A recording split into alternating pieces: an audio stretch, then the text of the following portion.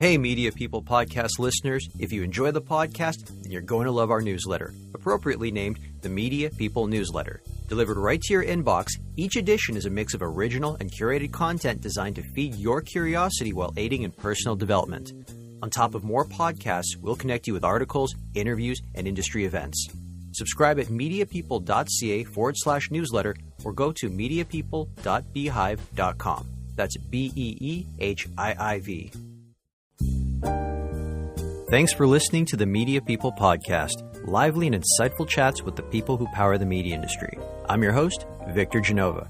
For more episodes, you can go to mediapeople.ca or subscribe wherever you get podcasts, including youtube.com/@mediapeoplepodcast. Views expressed by participants are personal.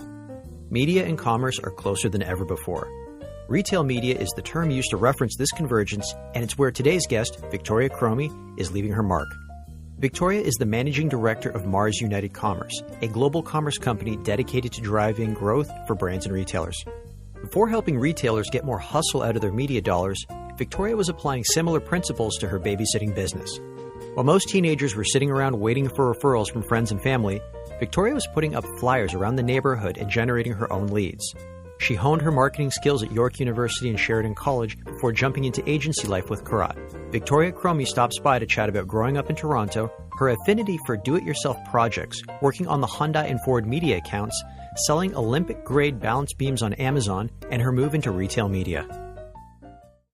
Mars United Commerce is a global commerce company dedicated to driving growth for brands and retailers. We really focus on the entire commerce journey for brands, from online to in-store.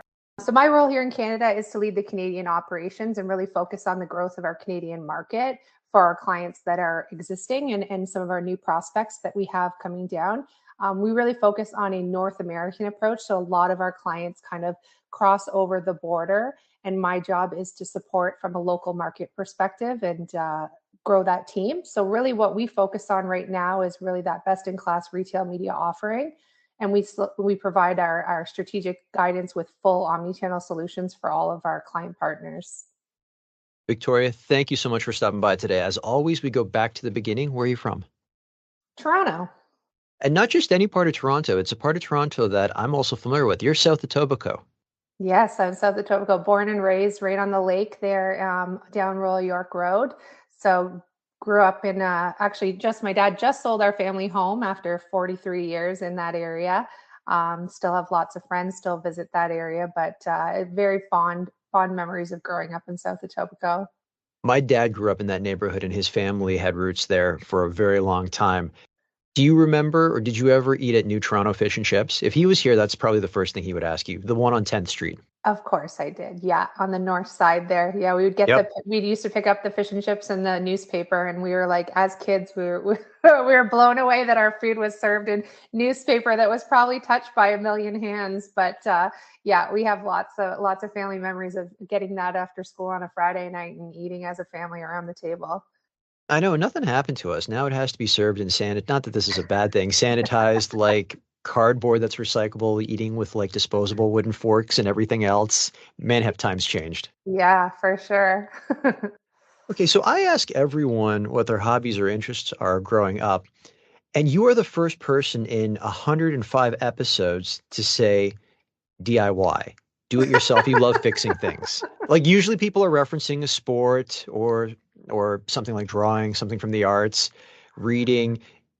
DIY, like narrow that down for me. Like, were you just like walking around trying to find things that were broken to fix? Well, Victor, to be fair, I also had some sports in there. I definitely did like water skiing, snow skiing, actually was a very avid skydiver for many years with my dad and jumped out over the Grand Canyon and some really cool stuff like that. But the DIY thing really kind of stems from having a cottage in Muskoka with my family and growing up where we didn't have money to pay people to do things. So it was like my dad would be, at 13 in the summer when we lived up there, my dad's like, we need a new roof. And we're like, okay. So there's my dad with like his 3 kids up on the roof at 40 degrees, laying shingles on the top of a roof while neighbors are going by laughing. It was like painting. Even one weekend was painting. And with a cottage, it's a labor of love. Like every single weekend you're fixing something. So my family still jokes that, my name's Victoria, but I'm Vixie Fixie. I always fix things. So it's really been my passion. And when I don't get to DIY things, like you can tell I'm very anxious. So my husband now is like, okay, calm down. We just redid that floor. We don't need you to start painting and doing cabinetry and all of that. But I really, really like, if I was to obviously live a second life, it would be something in, either the trades, interior design. And I think I kind of alluded to a forward question, but yeah, I just love it. I love the fact of new. It's something that, you can always face with a new challenge. It's very similar to our jobs. Like every day there's a net new challenge. That's similar in that sense of DIY. It's like, you have to figure it out. You have to think through it. You have to, kind of do that strategy of one problem, three solutions, one outcome. Is really what DIY is. And then, things like your budget factor into it. It's like, how can I do this more affordable and that? So it is very much similar to kind of the role that we do on a day-to-day basis in our industry. And I just love it. So that's where I'm at. And people are always like shocked when they see the work that I've done. They're like, you did that? Like, that's wild. So it's kind of my little my hidden secret that I can, fix everything, including plumbing, including light fixtures, got it all. I just want to take a step back on one of your other interests. When did jumping out of a plane become one of them? That actually happened early in my career when I was sitting at my desk at Carat Canada, and one of my coworkers said, what would be crazy? Like, what's something that we've always wanted to do, or vice versa? And I said, jump out of a plane. And I was probably in my early 20s at that time. And she also agreed that that was something she wanted to do. And we planned it for that coming weekend. And it became really, this big kind of event that we were leading up to. And as that conversations were happening with my family to let them know I was doing it, my dad actually said that he wanted to join us. He's in his early 60s at the time. So it became something that, I saw as an activity I could do with my father. So that's where it kind of began. And then I started jumping with my husband, and we jumped over the Grand Canyon. We did some really crazy jumps. And then when I had my first child in 2020, I decided that was a little bit too risky. And I put that hobby aside and I focused back onto my DIY. You've mentioned your dad a couple of times. You cite him as being the biggest influence in your life. It sounds like he was kind of an entrepreneur, or he was an entrepreneur, I should say. Yeah, absolutely. Yeah, my dad's still working to this day. He's 72 years old. He owns his own commercial maintenance business. He's operated it since I can remember. He was, graduated from university. He was going to become a teacher, and he pivoted his career on the first day of teaching and said, "This is not for me. I'm out of here," and actually followed suit of a similar route that his father had done. So yeah, my dad's been in business for 52 years, I believe, is this year. And he's the hardest working guy. Like, he's just always been about the family, supporting the family, allowing us to do things. And his work ethic and his devotion to his work is so admirable. And like I said, he's still working at this, 72 years old, which is incredible. And unfortunately, when my mom passed away, my dad, he turned his career, or his life, I guess, at that point, into even more work. And he diversified his business and found an opportunity that he could spend more time in Muskoka with the family. And so he's always been ahead of the curve, hardworking, disciplined, and really just my biggest motivator when it comes to, continuing on challenging myself and that, because he's been through it all on his own, not having, corporate backing and that stuff. So I really do look up to him from those perspectives. Is your dad the type of person that gets very bored on vacation? Like day 3, he's like, I got to do something. Yeah, we don't go on vacation as a family, because it would he'd be like calling home to, his team, being like, okay, tell me there's an emergency so I can get on a plane and fly home. Like, my dad goes to Florida every winter and still manages to last about 20-25 days in Florida, and then is flying back for some sort of work emergency that could have been solved by his team, but he has to be involved. Like, he's just and it's great, because a lot of people, that I look up to that are, that are in the older generation, a lot of times they say, when I bring up the fact that my dad's still working, they say, well, if he has nothing to retire to, then that's really the best place for him to be. This is his passion. So that's also something that really drives me forward, is like, don't give this up. You really enjoy your job. I personally love coming to work each day. I love to do what I do. And it really drives me forward. And I don't think I'll be looking at the watch when I'm 60 or 65 to retire. I'm just going to go as long as I kind of can, or the industry can allow me to, because that's just how I was raised. Work hard, enjoy it, and enjoy the fruits of your labor. His fruits of his labor are the cottages and that he's been able to invest in up in Muskoka. You're definitely not my first guest who cites babysitting as their very first part-time job, but you are definitely the first babysitter I've had who was proactively doing her own lead generation. Oh yeah.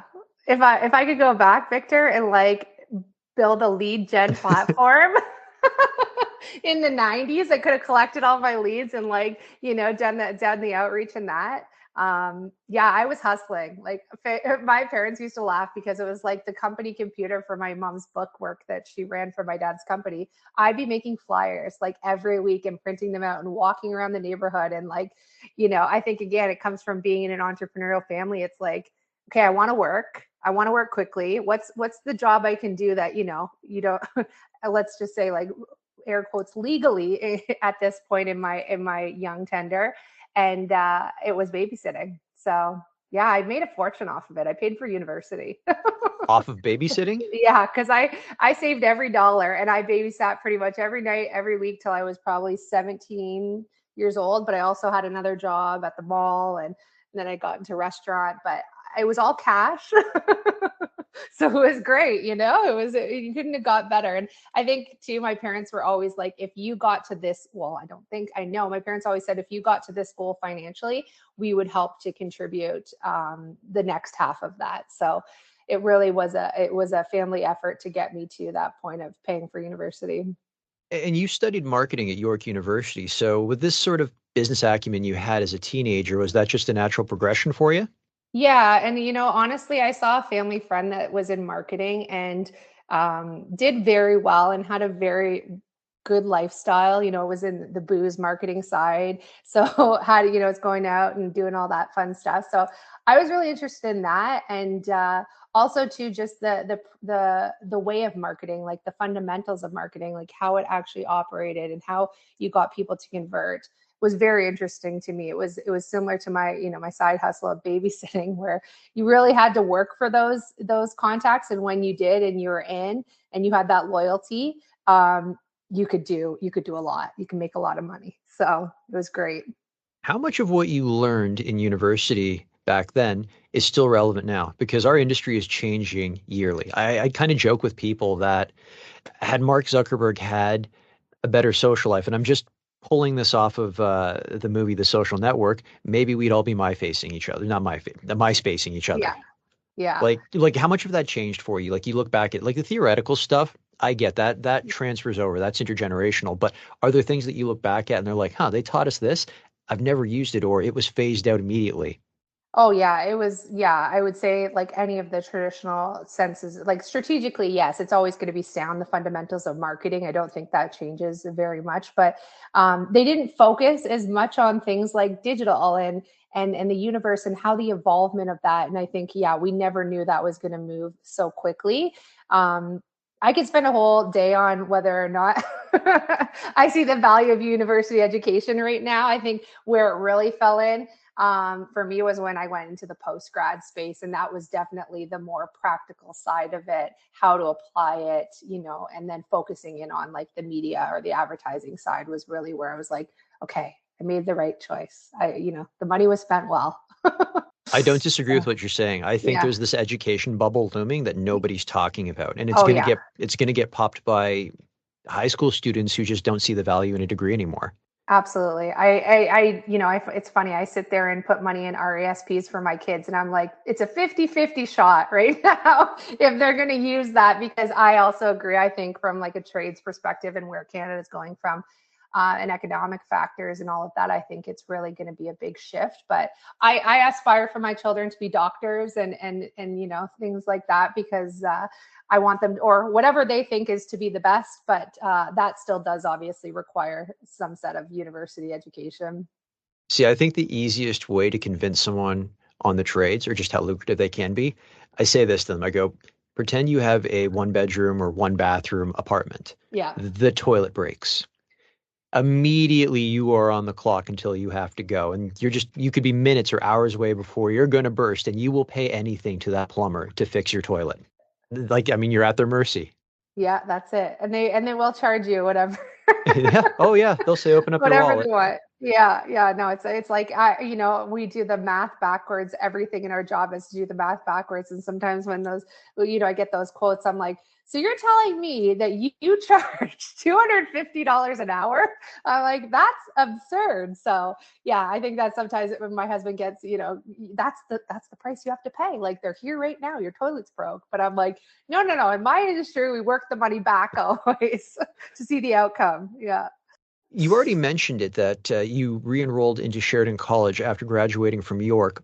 What brought you to that program? Were you looking back at York and going, okay, there may be a couple of gaps that this college program can fill for me? Or did you think that this program would help you get a leg up in the job market? Yeah, it was a bit of both, to be honest. It was to really set me up as, having all of that skill set that falls within. And I think at York, they focus really heavily on that marketing and communications, the fundamentals of that versus the practical side. So it's always, for me, I like the academic side, but I also love the practical side of it. So it was more real life examples of things that were going to happen in the workplace, and hopefully just ultimately get me well prepared to enter the workforce, but also to really have that practical knowledge, and to have one step up against the competition. Because back then, the year that I graduated from high school and went into university was the one that they collapsed grade 13. The So double yeah, cohort. the double cohort. So anyone that was born around 85, not going to give my age away, but they would have got hit with that double cohort. And that really made the competition for us in school and the job workforce astronomically harder to get in. So, someone had given me the advice, if you really want to focus on media, Sheridan has a great post grad. I was close enough in Etobicoke to commute out there, and that was just a 1-year program. And really it just really focused my area of opportunity and growth in the media space. Your first job after graduation was at Carat, Canada. I always get it mixed up. Carat, Carat. I hear people Carat. say everything. Cara. Okay, see, Carat. I'm already messing it up too. That was your first opportunity. So how did that first job come about? Yeah, it was like a college a professor was mentioning a few agencies in Toronto, so I made a short list and started searching. And like you, I was like, okay, my first interview, is it Carat? Is it Carat? And all through my tenure there, it was I don't think anyone ever said the name right, but came onto my short list as one of those. It was a smaller agency at the time. I don't think it was purchased at that point, so a small shop. And I walked into that. It was my first interview. I walked in, it was about 30 minutes long. And of course, I walk into Kevin Johnson and Kevin Keevy, two great leaders in the Canadian space. Kevin Johnson is a very tall gentleman, not intimidating at all when you're just coming out of university. And I sat down with both of them for about 15, 20 minutes. And, Kevin Keevy was the closing interview with me. And he said, I think you'd be a great fit. Let's talk about, next steps on this. So was basically hired on the spot, didn't really need to go out and look at other opportunities. Had an instant connection with, Kevin Johnson and Kevin Keevy, as two senior leaders at the time. And the rest is history. Obviously those two gentlemen have done tremendous things in the Canadian industry, for development in that. And I still see Kevin around all the time. I'm like, thank you. Thank you for the opportunity. It was you're putting out on a whim, and it worked out really well. And here I am, like, approaching, I think, almost 20 years in this industry as a result of those two gentlemen giving me a chance. How familiar were you with media buying and planning before you got your first job? Well, let's just say it was all a surprise, because I was I was put on Procter and Gamble, and their way of planning is very different than what you learn. They have even their own, way of speaking. They have a whole, dictionary of acronyms that you go through and learn. So it was definitely a restart, a refresh when I really got into the job. So sometimes when I speak to people that are in the younger generation, I mention to them, you're going to have the fundamentals, but really when you get into the role, it's going to change. Your expectations of what it is going to be drastically different than what they teach you at school. I truly believe. And that's because also too, I pivoted towards the digital media side, but now we are seeing emergence of courses in that space. But really there's not a lot other than those fundamentals that really carry through into your first couple of weeks in the job. So moving deeper into digital, was that part of the attraction to moving to PhD next? Yeah, overall, I think that was always kind of my interest. I know people would always be like, "Oh, digital." At that time, like, Oh, yeah, we could do a podcast on that alone. yeah, like that's not a thing. We're gonna still buy TV for the rest of our lives and a newspaper and that. So no, it was really over at PhD. Like they had Daryl Stansfield, who is, still, shout out to Daryl, still stay in touch with him. Phenomenal guy. He was leading the digital department. Those fellows were really focused on the digital space, and that agency was, obviously seeing the value in that. So one of our clients at Carat was Scotiabank. They transferred over, and some of the team kind of went with the business and gave me a call and said, are you interested in coming over? And I did, and yeah, it was great because that's when we started to really dig into the digital space. Okay, so you bring up an interesting point, and a lot of people listening to this might not realize that. Actually, no, a lot of people would probably realize this if you're coming from the agency side, that clients move around quite a bit, and the people move with them too. So this bridges an interesting comparison. What was it like working on the Scotiabank business at Cara versus, say, PhD? Like, how did those things change? Yeah, I think it was, if I looked back and, as to analyze things deeper, I think it was really to focus their efforts in digital. Like PhD was really showing the strength in the digital space at that time. They had the infrastructure, they had the team in place. So it was inherently a place that they were going to move because of where their organization was pivoting. And now if you look at Scotiabank from like a digital standpoint, they've got their own internal digital teams and that. So it was definitely always like, the legacy plan of the organization. We were just kind of part of the first evolution of that when we were over at PhD because we had those fundamentals in place from a digital perspective. And your move to Mindshare, this was because of another coworker. I guess they moved over first, and you got the phone call with the opportunity to say, "Hey, do you want to join us here?" Is that how it came about? Yeah. A few coworkers actually went over there to work on the Ford account, and there was an opportunity to lead the SUV division of the Ford business in Canada. And yeah, called and it'd be great. Come on in. Wasn't looking. Never have I really been looking to move, other than maybe one instance in my career. So it was really, one of those things was like, okay, I want to learn about automotive. I see that as a passion. I see them spending.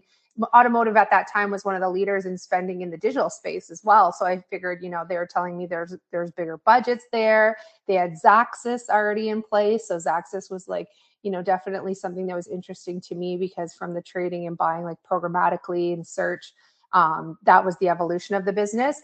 So again, it was kind of just that focus of where I wanted to go with digital and the right fit at the right time. And once I got into automotive, like stayed there for quite some time because I really did enjoy the fast pace and those challenges that came with automotive in terms of, I guess not challenges, but spaces of innovation.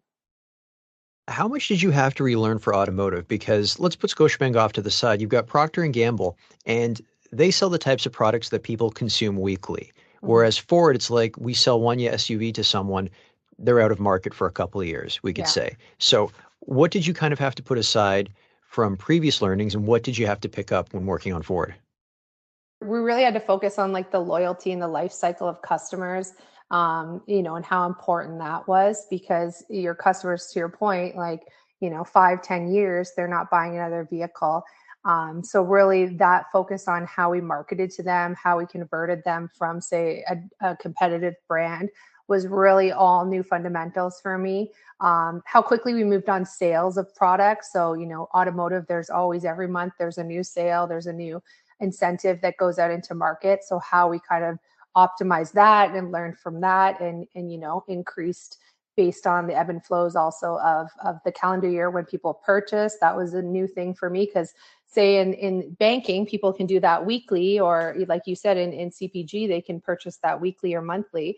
But with automotive, it was obviously a very long tail approach. And so a lot of new learning, and obviously, I followed up with another automotive client when I left there, because of such an interest in how fast-paced and dynamic the auto industry is. And frankly, I kind of always had an interest in cars. So it was like, I'm a bit of a tomboy in that sense. It's like, ooh, like you get to test drive these vehicles too, and you get to learn more about vehicles and all of that. So it was also an interest outside of work that I think really drew me to the automotive space.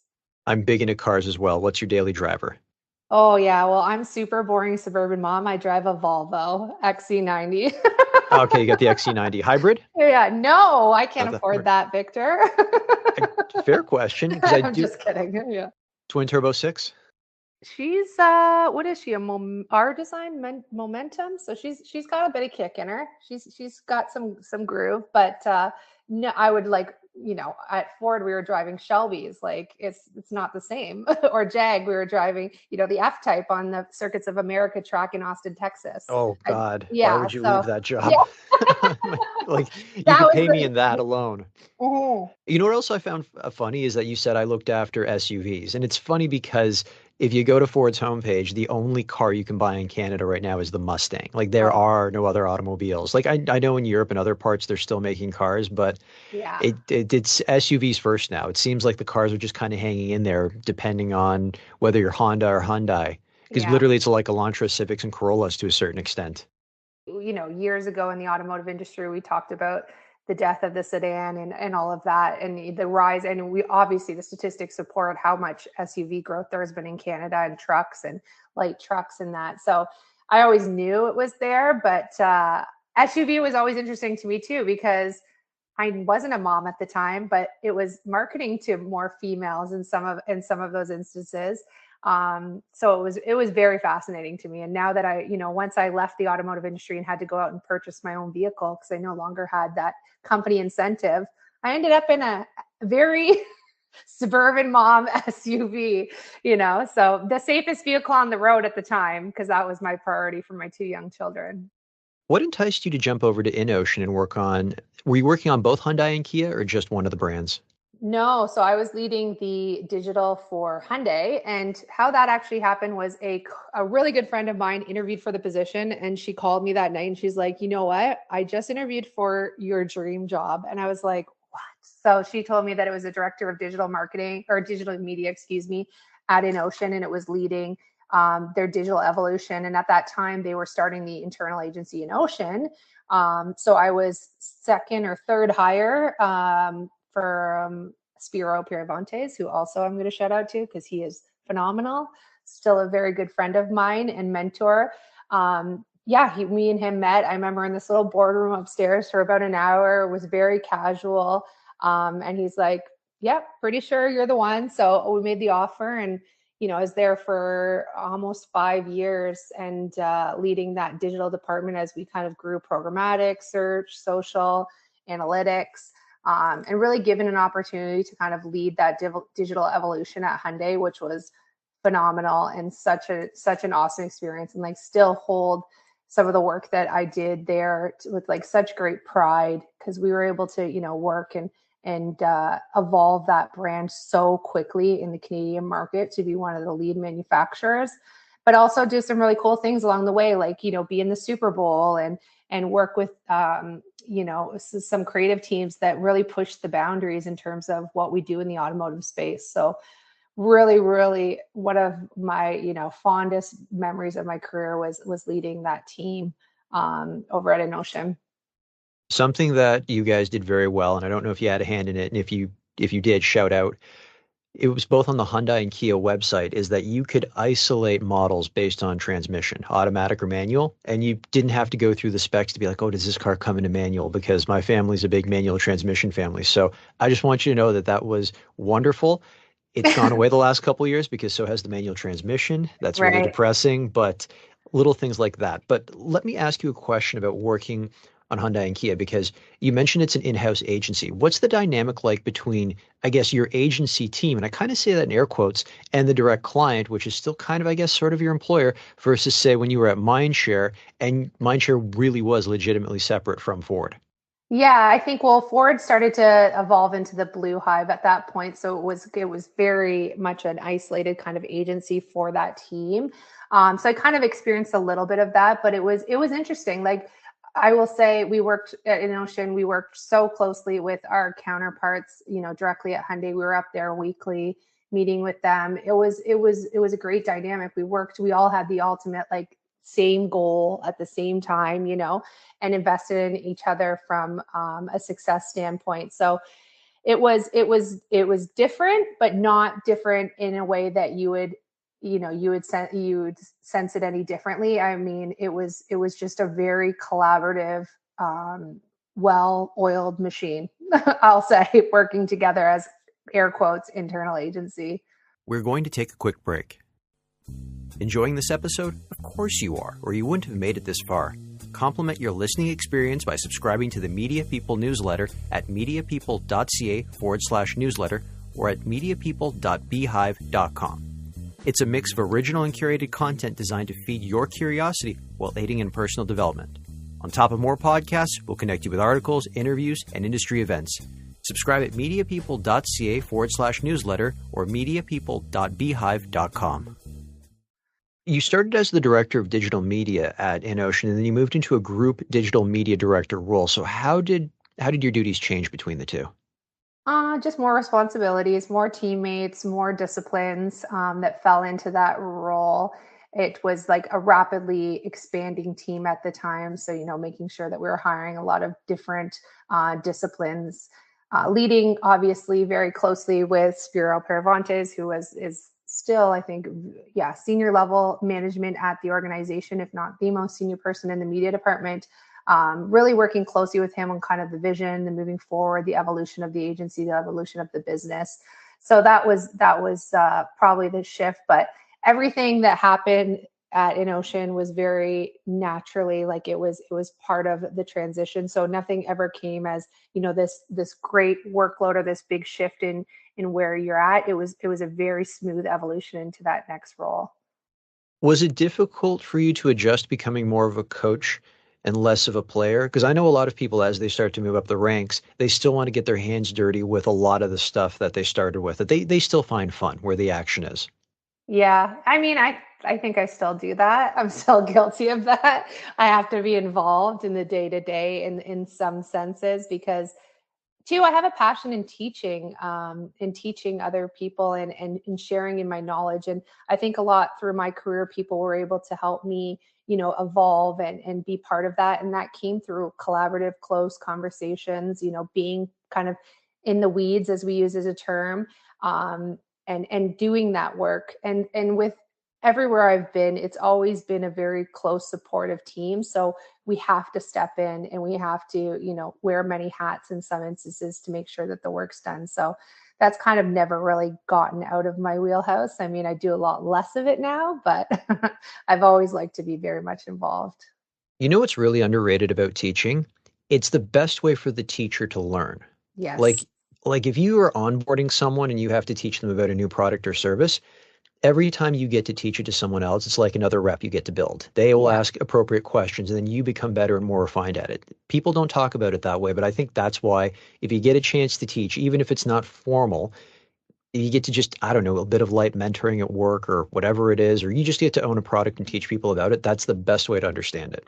Yeah, absolutely. Couldn't agree more. And it's also it uncovers a lot of things that you probably wouldn't get to know about your team or about the business, that you can address and you can help. Whereas, sometimes in my career I was left to figure things out and because there was no one there to support me.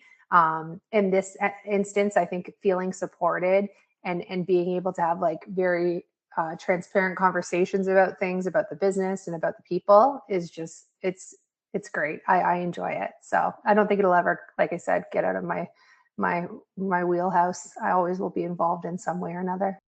Your next move to, is it Spieth America? Spieth America? I'm going to say Yeah, it. Spieth, Spieth, I got it right. Okay. like Jordan Spieth. That was my search nightmare. I Always don't had to even know who name. Jordan Spieth is. Oh, he's a famous golfer. So Okay.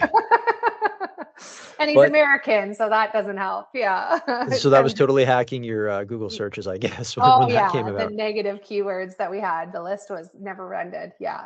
So this was your first foray outside of the agency world. You'd built a pretty stellar career at this point. What attracted you to moving outside of your comfort zone?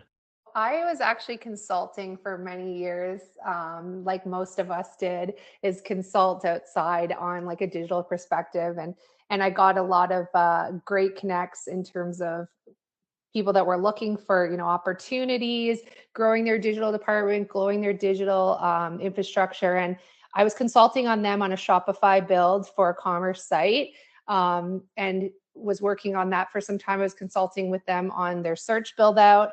And as I got into the end of the project, which never ended really, actually, towards the fruition of the website, they said, now the next step is, what do we need to do to like maintain this and to build this out and all of that. And I said, well, you need to get someone into the role.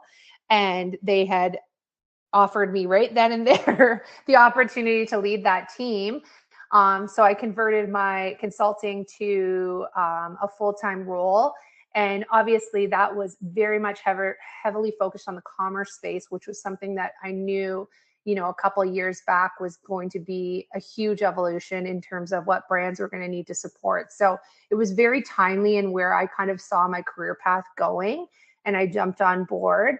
And that was an awesome job, but it did require some travel to the US, and it was something that I couldn't maintain from a personal perspective. So that's why I left after almost 5 years there at that organization to move on to where I am now.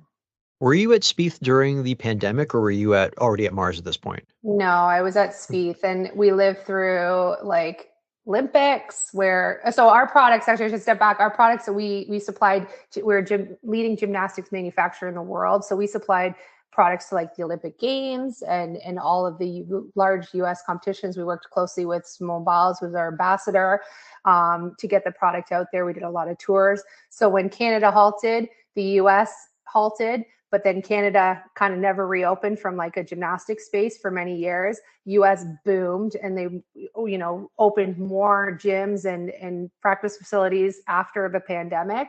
So that was hard because we had to pivot through, obviously the sales trajectory that we had for the next 5 years definitely dipped and then plateaued, and then we saw an increase, but we never really saw that full rebound in Canada like many industries suffered from post-pandemic.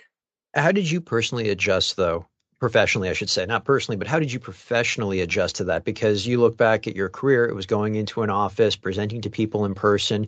Obviously, there are going to be video calls in between there, but there's that kind of structure and decorum that just kind of gets blown right up. Did you find that you had to sort of retrain yourself a little bit and adjust to the realities of remote work? Yeah, absolutely. And from a person, I know it's a professional question, but from a personal part of this, which plays massively into this, is I had a child during the pandemic, and then I had another child. So from where I was in my life too, there were so many adjustments. So it was very hard, right? Like you're going off on maternity leave, then you're coming back, and the whole world has kind of changed. The dynamic has changed. I've got kids at home. I'm working from home. So I think like many people, it was difficult. I'm very much a people person. So I love the interaction of humans and being close to them, and we couldn't have that. So yeah, if we all look back at it, some people are like, they have different opinions. Mine's like, I can never go through that again. Like it was so hard to like, from a personal and professional level, to pivot through that and to kind of find normalcy at the end of it all, when we really didn't know where kind of the world or our jobs and people worried about their jobs. I went through the recession in a previous role back early in my career, and raises were frozen, positions were eliminated. That's always also in the back of your mind as well. So there was several dynamics that we had to navigate through during that period that were difficult for sure. Did you have a gut instinct that the Tokyo Olympics were going to be either canceled or delayed? Like Oh, you guys must, the minute the NBA shut down, I imagine your yeah. company must have been hyper focused on the Olympics and any other international sporting events going, shit, how is this going to impact us? Yeah, I mean, the tail effect is still there, right? Like years later, because those are massive contracts that, either were fulfilled but not fulfilled to a certain level. And ambassadors that you have, like I said, Simone Biles or Ellie Black that were supposed to go to those games. And, there was also factors that affected their performance. And so how do you pivot from a marketing standpoint to recover from that if you don't have those athletes being able to speak as ambassadors and you don't have those products being sold? So yeah, I think it was, I know it was a very difficult time, but, and during that, like I said, I was going through that 5 years, I had two children in those 5 years. So, unfortunately for women, sometimes in the spaces, we've got to step back a little bit during that time. So coming back in when things were so volatile in the industry was difficult as well. Do you find that the pandemic helped up your video call A game? Because I'm not joking. I hated virtual presentations and I avoided them like the plague. And when the pandemic hit, it's like, okay, I've got to turn this weakness into a strength. And I Yeah. really doubled down on learning how to speak to people over a video call, how not to be alarmed when you start seeing those like Hollywood squares and the cameras turn off one by one, because sometimes that can really disable what you're doing, or destabilize, not disable, destabilize what you're doing. Honestly, I'm still learning because for me, things like face to face, eye contact, body language are very important. Okay, so let's bring everything full circle. Where did the opportunity to join Mars United Commerce come from? So yeah, when I was at Spieth, I was knee deep in commerce. Like that was my world. I put 5,000 products on a commerce website, first ever in market.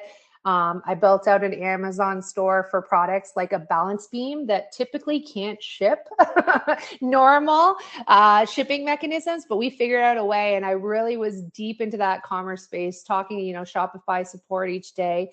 I was like loving it. It was it for me. I was like, this is the last pivot, I think, in my career. It was like, okay, traditional media planning, digital focus, and now commerce. And I've always had the intuition, or I've shifted my career as the industry grew. So some people might look at my resume and say, like, she's been in a few places. It's like, because I want to have that full encompassing look and understanding of the industry and Canada, frankly, from the marketing space. And this has given me the opportunity. So I was just searching around on LinkedIn, had my LinkedIn, the advanced profile or whatever, where it matches up with you and allows you pay that subscription fee. And this job came up as one of the top. And I just had started to look and really see where that focus is. And then I started to really dig into Mars United, which at that time was the Mars agency. We just went through a rebrand and was definitely absolutely the leader in the space, working with the big above the line agency and really figuring out that full commerce experience, that full omni-channel solution. And I was like, this is the place. This is the place. And it gave me the opportunity also from my growth level and where I wanted to be a leader in the space. So it gave me the opportunity to lead the Canadian operations. So I was really working closely from like a North American perspective. That was really interesting to me as well, because a lot of their clients at that time and still are cross-border clients or international clients. So it gave that breadth of landscape as well. So I went out and I applied for that job while still working, obviously, at Spieth. Had a few conversations with my great leader at that time. Had a few conversations with the US team. Really felt like this is the place I need to be to bring my career to that full encompassing commerce space, that retail media space, which is my strength, obviously, the media side. And really just honed in on really my strong skill set and where I wanted to be in my career. And 12 months almost next month, I guess, into the role and absolutely loving it, building the Canadian team. And it's been just phenomenal experience so far. How have things changed or your role changed from, say, week one versus right now? Oh yeah. So yeah, there's been lots of changes in terms of where we're going from a Canadian perspective versus where we were previously. So there's been quite a few changes. Right now, the role is really focusing on the future of the organization and the growth of the organization. We were named, Inc. in the US, one of the top growing organizations. And that's phenomenal. Like, our growth is on an absolute hockey stick trajectory right now in Canada. And I'm here for it. I'm here to support it. I'm here to build it. A lot of our thinking and our work is being focused on the future of, obviously, Canada, but also the commerce, the retail media space, and just being that number one agency in that space. Victoria, this has been a fantastic chat. Are you ready for rapid fire questions? Always. Let's go. That campaign you were most proud of?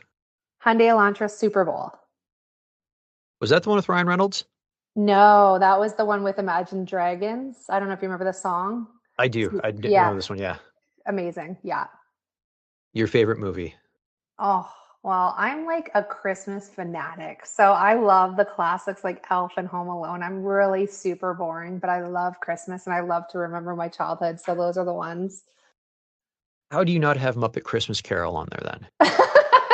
Those guys creep me out. I think they're great. Oh, they creep me out. Puppets. Yeah. It's like some people with clowns.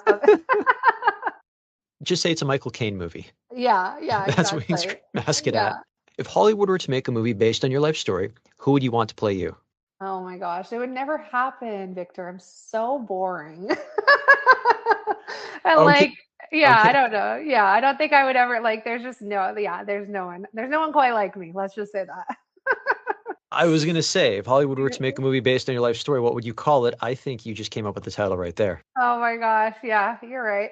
What was it? There's Nobody Like Me? There's nobody like me. Yeah. There we go. Your favorite book?